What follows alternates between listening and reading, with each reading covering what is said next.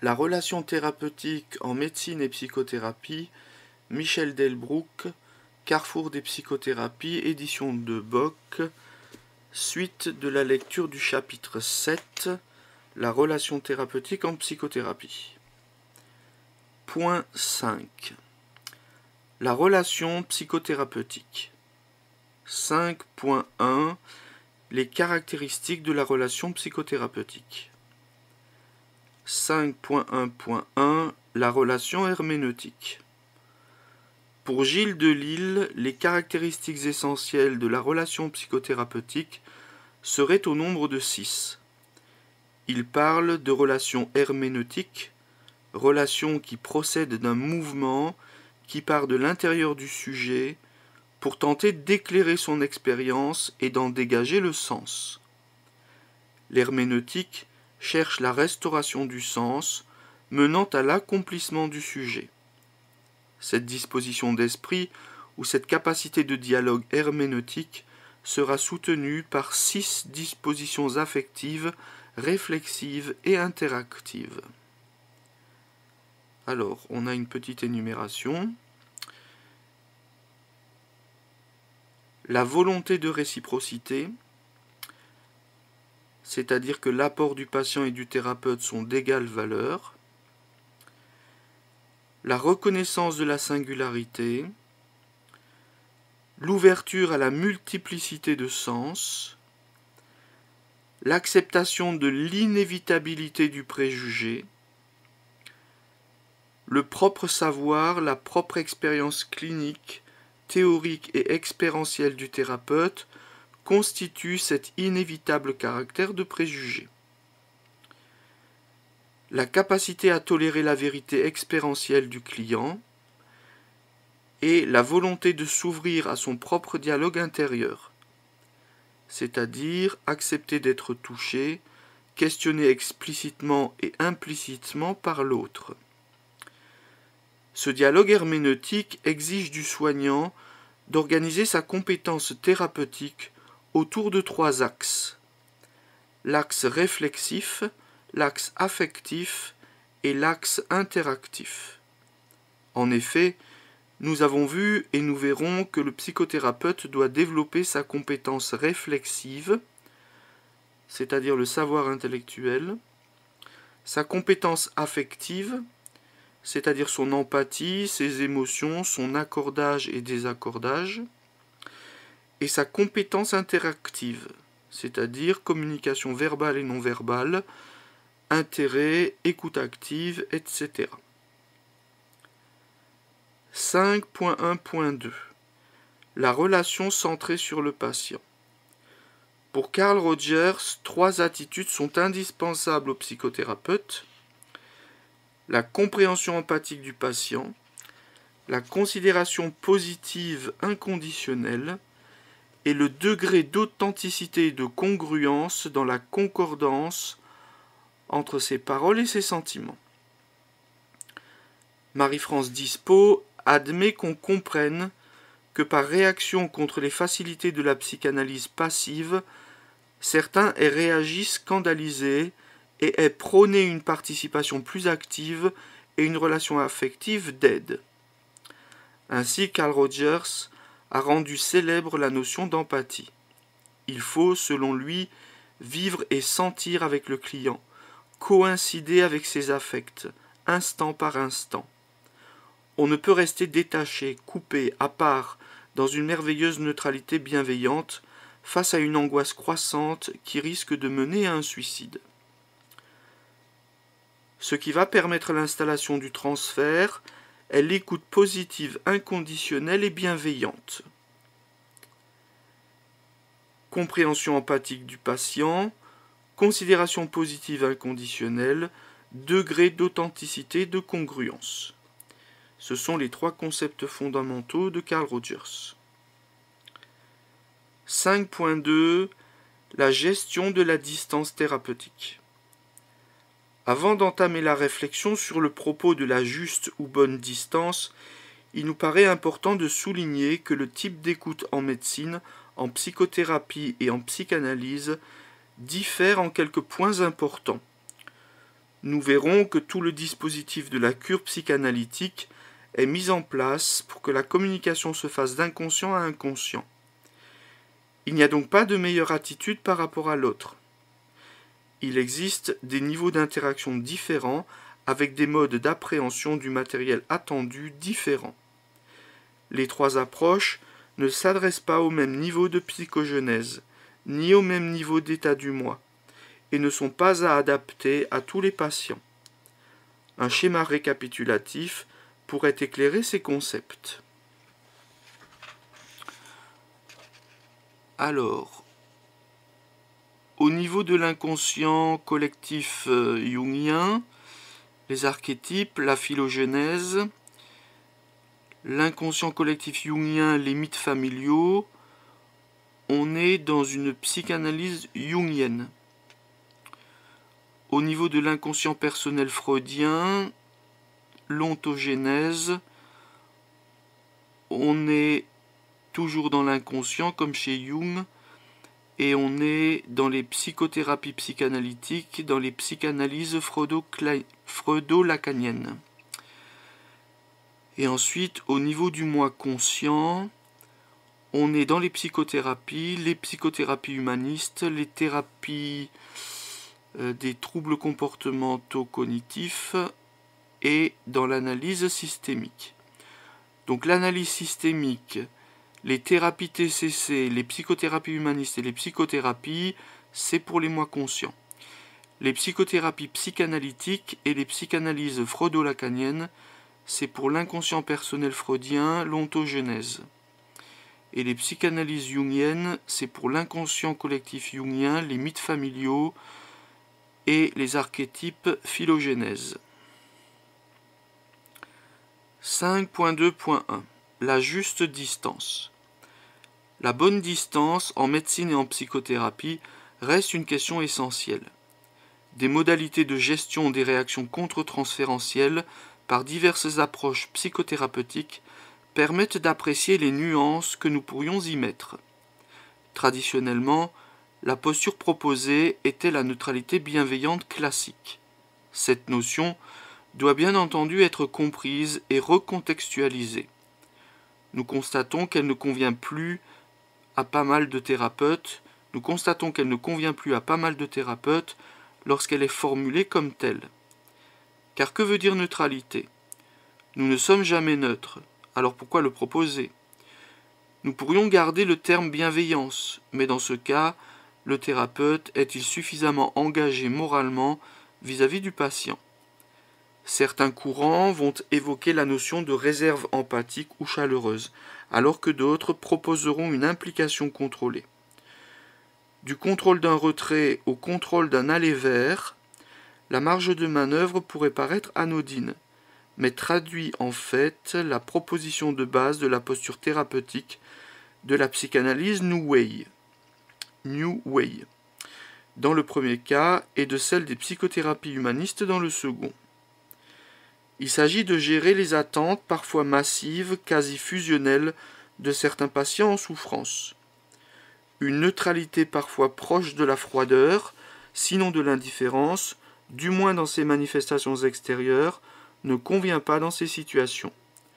Une empathie chaleureuse pourrait devenir explosive si elle s'enflammait des deux côtés, du côté du patient et du côté du thérapeute.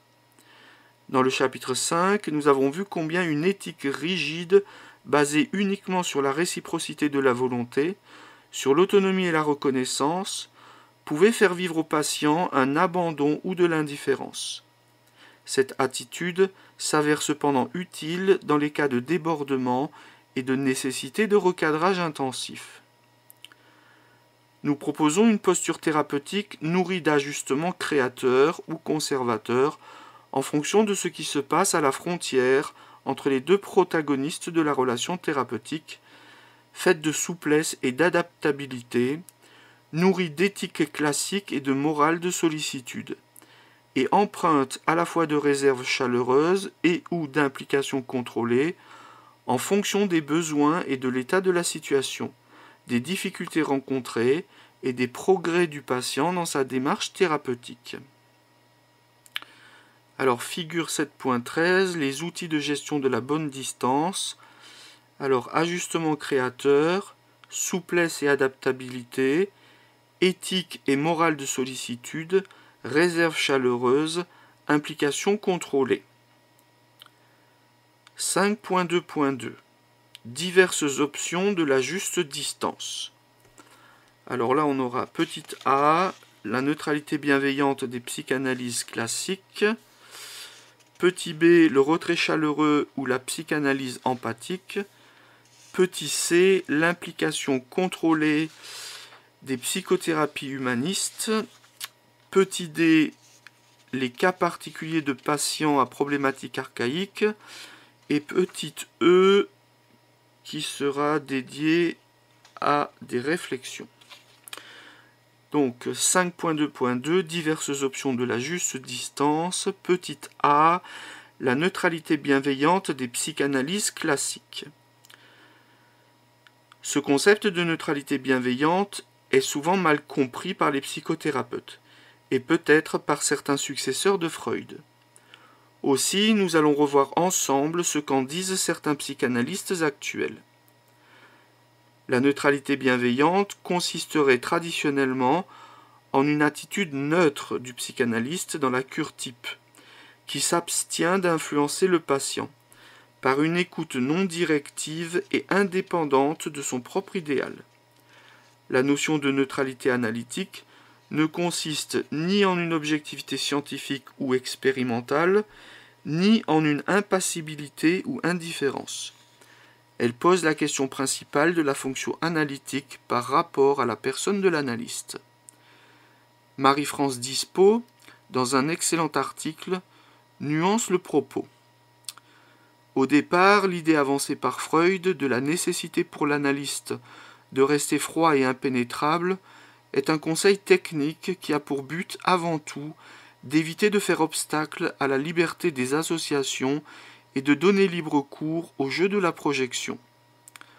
En effet, l'intensité du transfert et du contre-transfert dans les séances nécessite une prise de distance, un recul salutaire.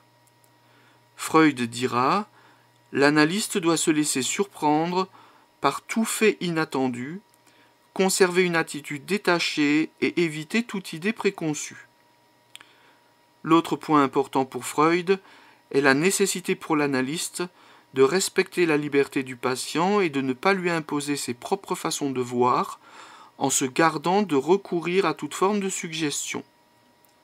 Freud articule une fois encore l'attention uniformément flottante, le tact et l'impartialité. Un peu plus loin, dans le même article, il répète avec force que l'analyste doit respecter la singularité du patient, ne pas chercher à le modeler selon ses idéaux personnels, ne pas donner de conseils et éveiller en revanche l'initiative de l'analyser. Mais en contrepoint de ces conseils, Freud insiste sur la nécessité de manifester ou d'avoir une chaude sympathie vis-à-vis du patient, et, dans une lettre au pasteur Pfister, de ne pas avoir une attitude froide et passive qui pourrait augmenter les résistances. Marie-France Dispo ajoute « À son sens premier, la neutralité est le désir de ne pas avoir de désir envers le patient, mais surtout pas de désir à sa place. Ne pas former pour lui un destin, ne pas le modeler à notre image avec l'orgueil d'un créateur. C'est évidemment la moindre des choses.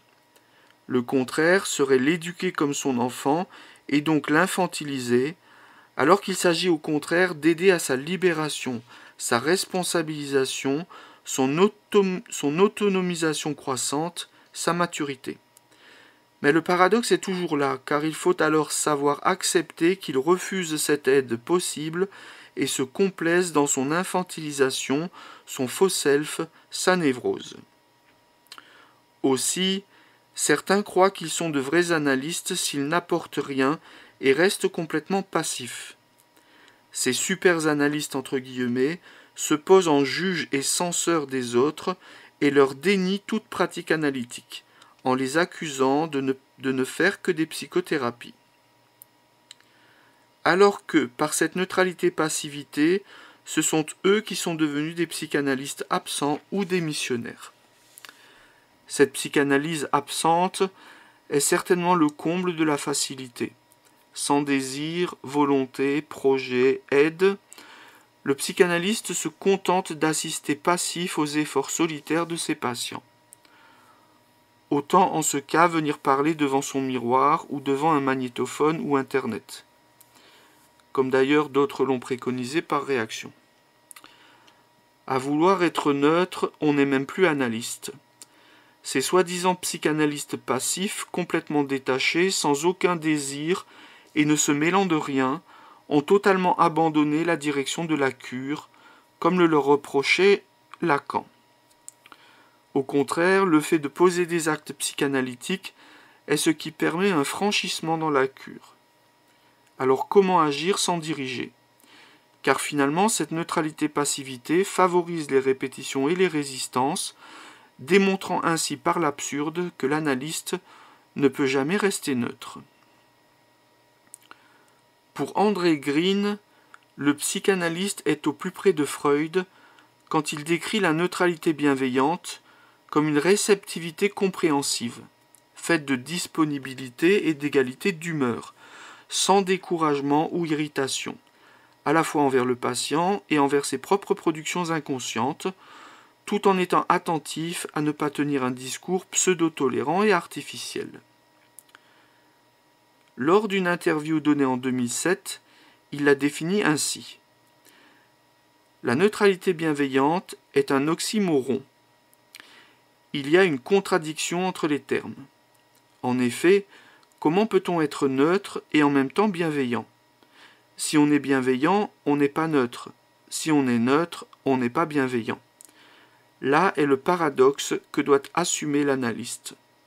D'abord, on a fait remarquer à juste titre que la neutralité est une neutralité à l'égard du matériel, c'est-à-dire que quand un patient est amené à parler beaucoup, à donner de nombreuses informations, dans un premier temps, rien n'est à privilégier. Tout est à entendre jusqu'au moment où cela s'organise dans votre esprit et où vous êtes capable de dégager un sens autre que vous communiquez ou que vous ne communiquez pas, parce que ce n'est pas le moment, c'est trop tôt, il y a d'autres choses plus importantes en jeu, etc. Pour André Green, un analyste est là pour écouter, avoir suffisamment de recul à propos de ce qu'il écoute pour entendre autre chose que ce qui est dit, intervenir plus ou moins rarement, plus ou moins fréquemment, et de telle façon qu'il propose au patient un autre sens que celui que le patient a voulu communiquer, en tenant compte du transfert. Marie-France Dispo cite également Jim Innes Smith, qui souligne qu'il y a une multiplicité de neutralité dans la situation dynamique de la cure, où l'analyste doit constamment s'adapter au jeu de projection et d'identification projective qui est l'essentiel de la communication. Il aborde surtout 3 facettes de la neutralité. Celle que l'analyste doit garder face au discours du patient, face à son fonctionnement et par rapport à ses objets. Mais pour lui, une seule neutralité englobe toutes les autres. Celle qu'il a appelée à la suite de Winnicott, l'attitude professionnelle, qui différencie l'analyse de toute autre approche thérapeutique et qui doit se manifester dès le premier contact avec le patient. Elle implique une certaine humilité devant l'inconscient, un respect pour la communication de l'autre, la capacité d'attendre et d'être surpris. Jim Innes Smith ajoute, autre paradoxe, une telle neutralité n'est pas neutre. Pour Judith Dupont, la conception de l'analyse a évolué avec le temps. Autrefois, l'analyste écoutait, observait le patient et cherchait à le comprendre en fonction de la théorie analytique, pour lui communiquer ensuite cette compréhension par des interprétations aussi justes et clairement formulées que possible, voire savantes. Peu à peu, notamment avec Sándor Ferenczi, ajoute-t-elle, c'est devenu une psychologie à 2 personnes, où il s'agissait d'établir une relation avec le patient. Tout le reste, transfert contre transfert, interprétation, attitude, erreurs éventuelles, silence ou parole s'inscrivant dans cette relation. Une relation, donc, où les deux protagonistes sont et se savent impliqués et travaillent avec cette implication mutuelle autant, sinon plus, qu'avec leur connaissance théorique. Elle ajoute « si je ne ressens rien à l'égard du patient, si je me maintiens dans l'indifférence recommandée, mais peut-être pas pratiquée par Freud, je n'entends tout simplement rien. » Elle ajoute « si je ne ressens rien à l'égard du patient, si je me maintiens dans l'indifférence recommandée par Freud, je n'entends tout simplement rien. » Et donc elle sous-entend que Freud n'ait pas pratiqué en fait ce qu'il dit. L'erreur de traduction qui a fait adopter le terme de neutralité à la place de celui d'indifférence utilisé par Freud me paraît finalement heureuse à certains égards. La neutralité parle de discrétion et de non-immixtion dans la vie du patient, et non d'absence d'affect. Donc ça, c'était pour le petit a, la neutralité bienveillante des psychanalyses classiques. Petit b, le retrait chaleureux ou la psychanalyse empathique.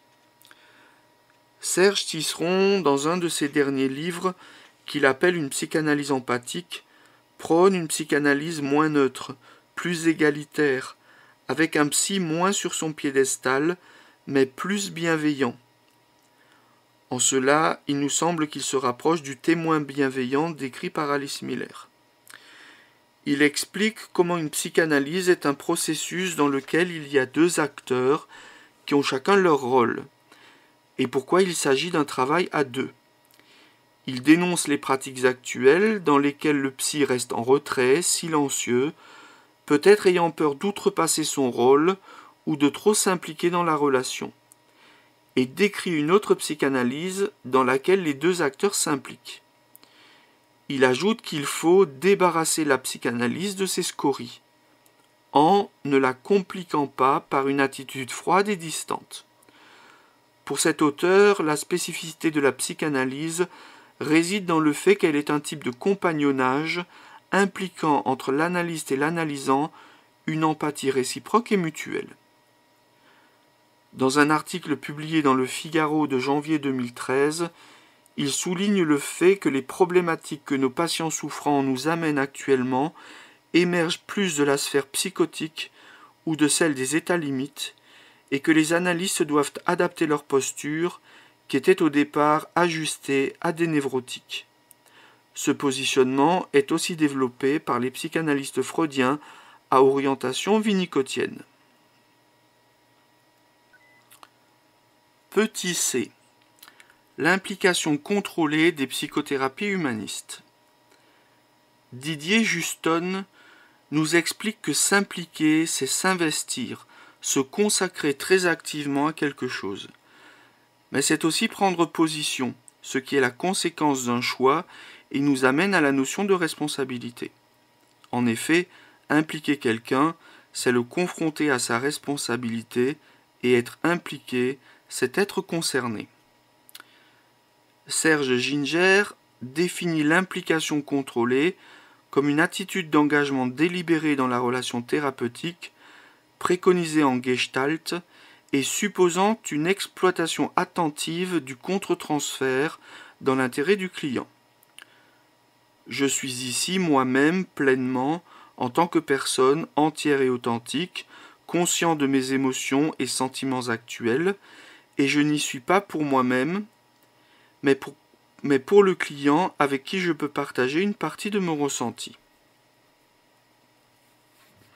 Donc je suis ici moi-même pleinement, en tant que personne entière et authentique, conscient de mes émotions et sentiments actuels, et je n'y suis pas pour moi-même, mais pour le client avec qui je peux partager une partie de mon ressenti.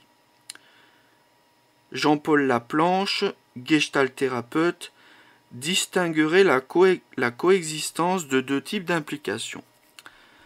Alors on a l'implication contrôlée délibérée et l'implication intuitive. Donc on va commencer par l'implication contrôlée délibérée.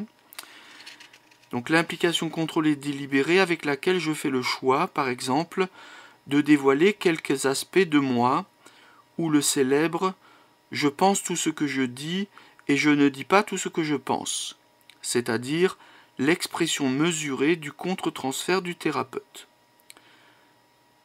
Ensuite, l'implication intuitive, qui serait une capacité à lâcher prise afin de laisser émerger, vivre et parler son inconscient dans l'intérêt du client, en étant également capable de reprendre le contrôle quand je le désire. Celle-ci étant à utiliser avec vigilance, car plus proche de la zone difficile à contrôler.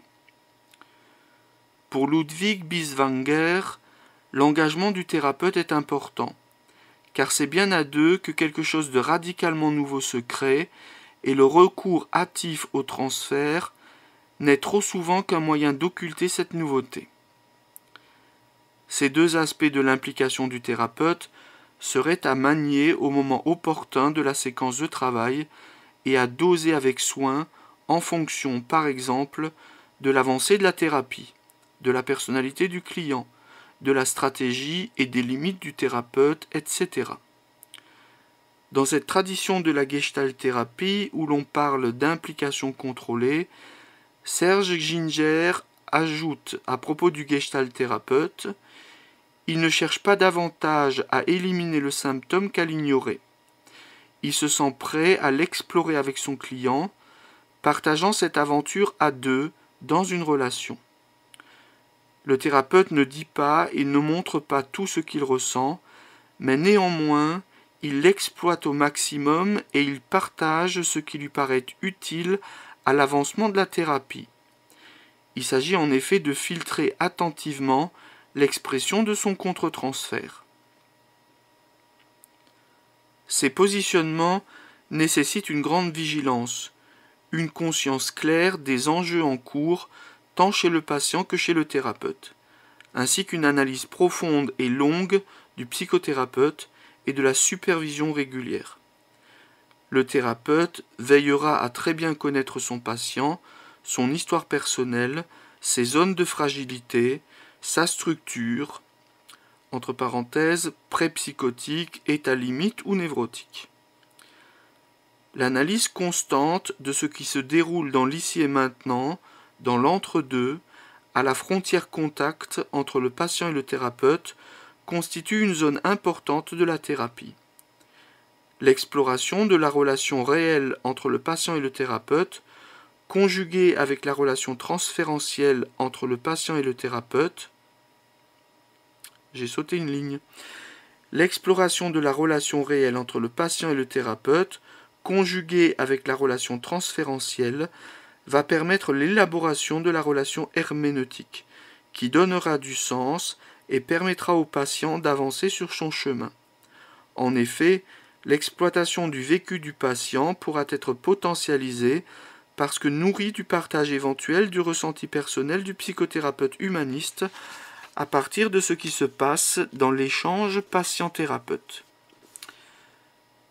Comme Harold Searles nous l'a appris, l'exploration et l'exploitation délibérée du vécu contre-transférentiel du thérapeute sont des outils spécifiques pour explorer les zones inconscientes, les identifications projectives employées comme moyen de défense et de croissance de l'adulte enfant. Harold Searles, psychanalyste américain ayant travaillé plus de 30 ans avec des patients psychotiques, a très bien décrit cette utilisation du contre-transfert au service du patient. Nous avons vu que dans cette posture humaniste, le psychothérapeute ne reste pas distant ou muré dans l'attitude énigmatique de celui qui est supposé savoir. Afin de prévenir toute aliénation du patient, il évitera d'installer son patient dans une névrose de transfert qui lui ferait revivre sa dépendance infantile. Très progressivement, les phénomènes transférentiels et contre-transférentiels seront pointés, analysés, explorés et exploités pour favoriser l'autonomie du patient et favoriser sa prise de responsabilité. Nous savons, comme Lucien Israël le disait, que boiter n'est pas pécher et que tout le monde n'est pas à même d'assumer d'emblée toutes ces difficultés. Nous pensons que les individus diffèrent les uns des autres par l'étendue et la qualité de leur capacité à tenir compte de leurs états psychiques. Certains de nos patients ont des problématiques très archaïques qui nécessiteront une attention particulière pendant de nombreuses années. Ce qui va impliquer des périodes de soutien thérapeutique, une alternance de frustration et de gratification, jusqu'à ce que le patient puisse se passer de son thérapeute, c'est-à-dire de son tuteur. Petit d. Cas particulier de patients à problématique archaïque. La distance thérapeutique n'est jamais fixe. Elle se doit d'être sans arrêt auto-évaluée et réajustée en fonction de la dynamique de la relation, du type de personnalité du patient, en fonction des messages conceptuels et affectifs amenés par le patient. La personne en grande souffrance psychique amène à foison des messages affectifs comme des pleurs, des larmes, des sanglots, parfois des cris, de la colère et beaucoup de subjectivité. Le thérapeute recentrera l'échange à un niveau plus conceptuel où la description des faits, l'objectivité, les processus de pensée auront plus de place. Pour Winnicott, le rôle de l'analyste doit varier suivant le diagnostic du patient. Deux types de cas semblent modifier complètement l'attitude professionnelle du thérapeute. Les patients avec tendance antisociale et les patients qui ont besoin d'une régression. Dans ce dernier cas, la personne en souffrance psychique est à la recherche d'une relation fusionnelle, symbiotique, en recherche affective de maternage, avec retour au stade d'adhésivité. Winnicott ajoute « L'analyste est dans la position de la mère d'un enfant à naître ou nouveau-né. » Donc l'analyste est dans la position de la mère d'un enfant à naître ou nouveau-né. Éventuellement, il devra être capable de dire au malade ce qu'il a mal supporté de sa part, mais il se peut qu'une analyse n'en vienne jamais là. L'expérience satisfaisante vécue dans le passé par le patient est peut-être trop restreinte pour qu'on puisse travailler dessus. Que se passe-t-il s'il n'y a pas de relation satisfaisante de la petite enfance que puisse exploiter l'analyste dans le transfert?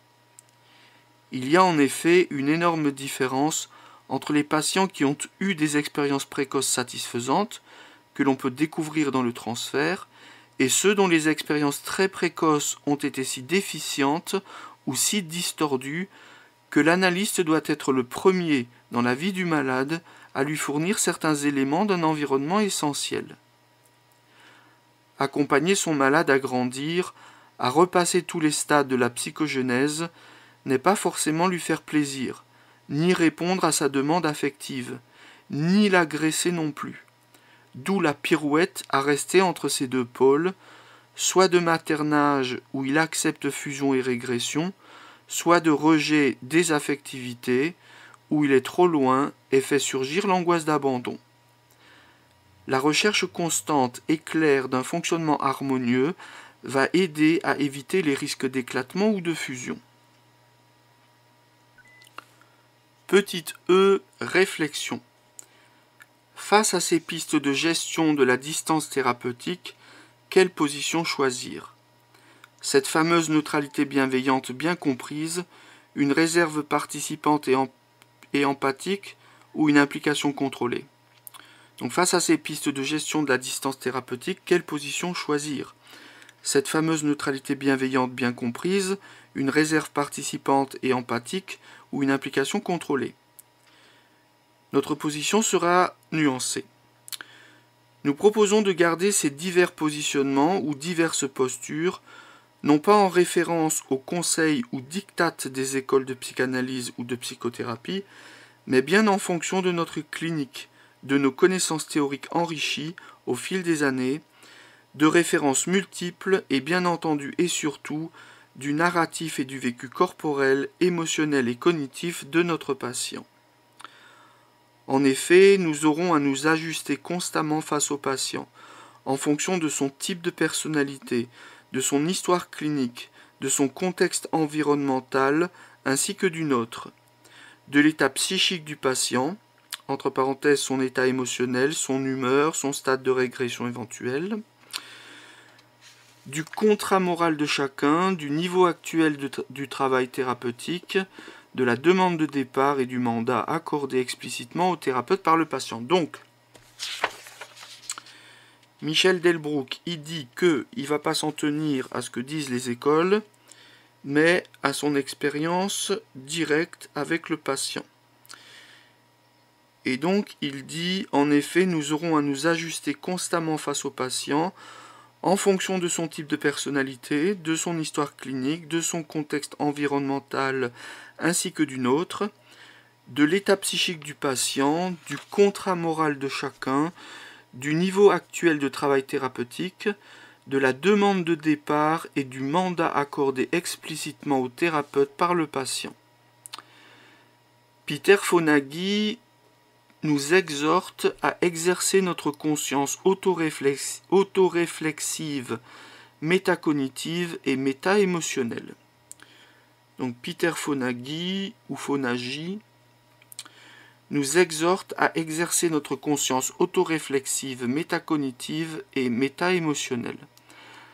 La conscience autoréflexive est la capacité de réfléchir sur soi et sur les autres, sur nos ressentis émotionnels et ceux des autres. Cette capacité de se prendre comme objet de réflexion nous permet d'accéder à une position méta par rapport à ce que nous ressentons et pensons à propos de nous et de l'autre. Il s'agit d'un éveil à la conscience claire. Il s'agit de distinguer la fonction réflexive de la réflexion sur soi ou introspection. La réflexion sur soi se réfère à des états psychiques en termes de conscience ou rapport à soi. La fonction réflexive, au contraire, se définit par la capacité d'attribuer un sens au comportement et donc de le réguler activement. Elle est un processus automatique, inconscient plutôt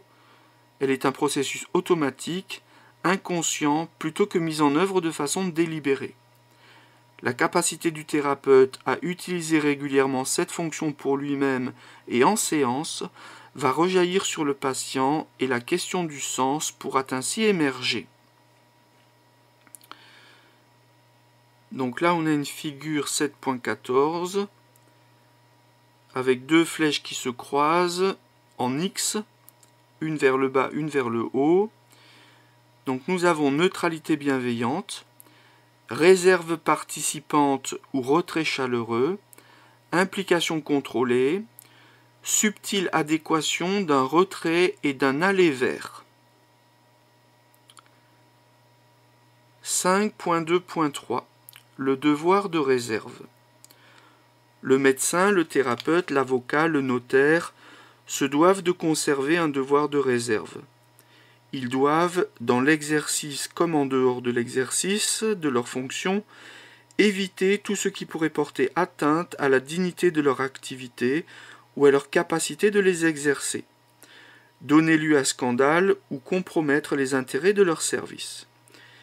Ils sont tenus de se comporter avec dignité et civilité, tant dans leur rapport avec leurs collègues et subordonnés que dans leur rapport avec les usagers de leur service, qu'ils doivent traiter avec compréhension, prévenance et sans aucune discrimination.